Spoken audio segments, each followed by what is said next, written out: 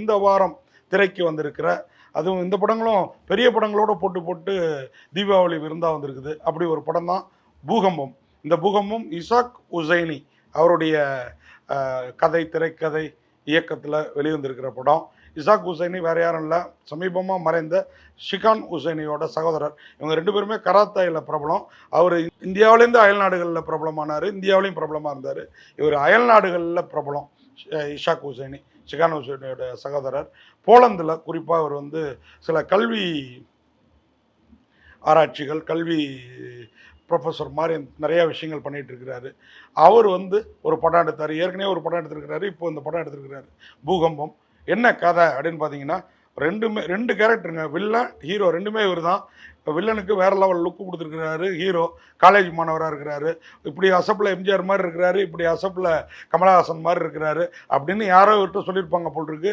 அதனால் நடிக்க வந்துட்டார். அருமையாக ஒரு கேரக்டர் எடுத்து கல்லூரி மாணவராக இவரை ஏற்றுக்க முடியல. ஏன் அப்படின்னு பார்த்தீங்கன்னா, சின்ன சின்ன பசங்களாம் மற்றவங்களாம் தெரியுறாங்க, இவர் மட்டும் கொஞ்சம் வயதானவராக தெரிகிறாரு. ஆனால் ரெண்டு ஹீரோயின்களை காவந்து பண்ணுறதுக்கு, அதுவும் இவருடைய பிரதர் தான் அந்த வில்லன். சுனாமியில் குடும்பம் பிரிஞ்சிருது, பிரதர்னு தெரியாமல் இவருக்கு வில்லனாக ஒருத்தன் விஸ்வரூபம் எடுத்து வரான். இவர் அவனை எதிர்க்கிறாரு. ஆனால் இவங்க ரெண்டு பேரும் பிரதர் அப்படின்றது தெரிய வர்றப்போ அண்ணனை அவர் கூடவே இருந்த ஒரு கேரக்டர் காலி பண்ணிடுது.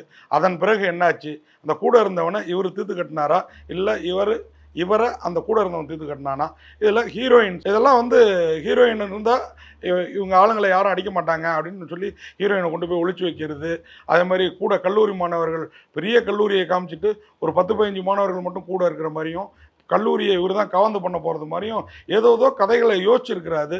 அதை காட்சிப்படுத்தலாம் கொண்டு வர்றப்போ அது ரசிகர்களை கொஞ்சம் படுத்திடுது.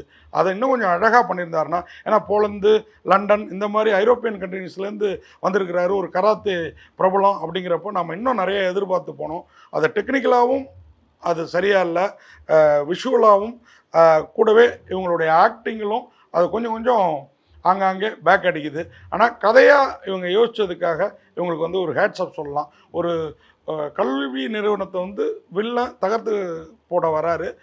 அந்த வில்லன்ட்டேருந்து, அதுவும் அவருடைய சுயலாபத்துக்காக, அவர் எலெக்ஷனில் ஜெயிக்கணுங்கிறதுக்காக அவர்கிட்டருந்து அந்த கல்லூரி நிலையத்தையும் இந்த மாணவர்களையும் ஹீரோ எப்படி காவந்து பண்ணுறாருங்கிறது தாங்க கதை.